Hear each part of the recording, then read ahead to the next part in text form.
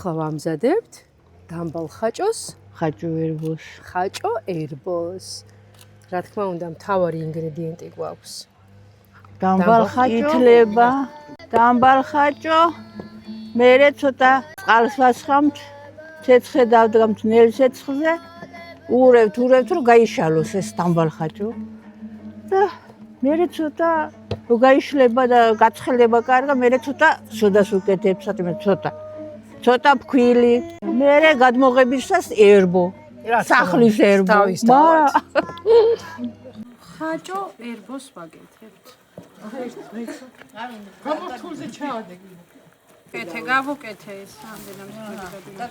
ევის ჭალაში რომ მივდიოდით. ნახერო. სულთანას დედა თუ გახსოვთ. ანა ნახერო ფერია. აღარ გვეკრობა თეფშზე ხაჭო და ხაჭოს აღარ ვკარგავთ. ეს იმისთვის არის საჭირო ჯერ ერბო გადმოვიხოთ.